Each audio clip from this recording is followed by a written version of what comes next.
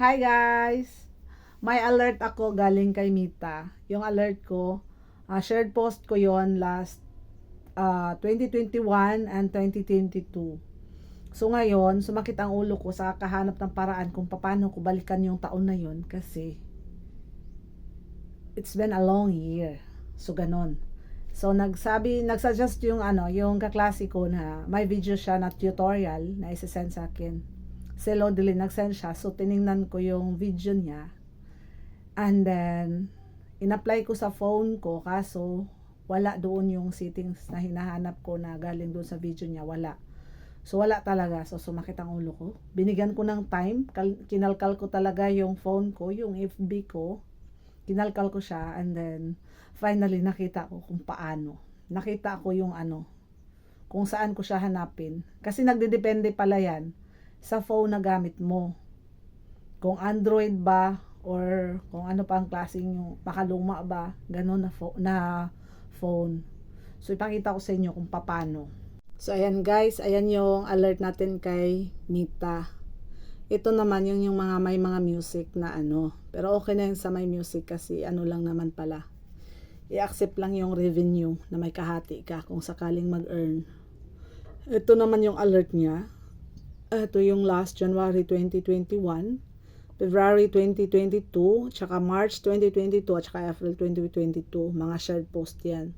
So, puntahan na natin guys. Ayan ha.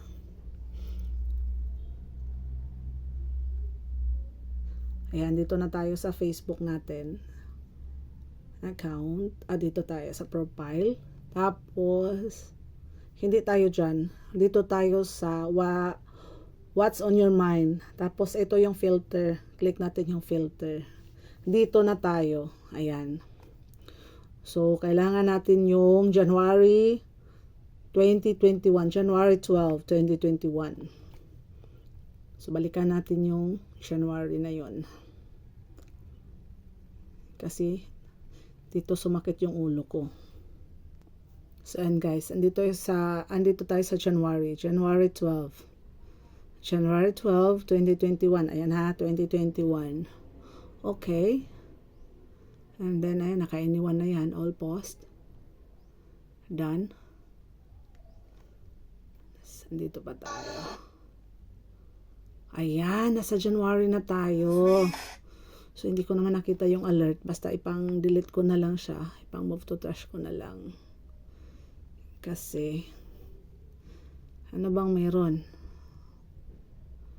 Hindi ko naman nakita yung ni Mita. So, ayan guys. Ganun lang yung gagawin natin ha. Kung gusto nating makita yung mga old post natin. Tapos, yung sa ibang tutorial wala. Doon pala tayo sa ating filter. Sa what's on your mind sa gilid sa filter ha. Nakita nyo na. O ayan, January 10 na. Nag-delete ko na yung mga post ko noon. So, alam nyo na kung saan nyo gagawin ha. Kasi may kanya-kanya pa lang yung klase sa phone. Ang phone at tablet ko pareho lang. Ayan ha, dito ha. What's on your mind? Dito tayo sa filter. Ayan ulit. Diyan.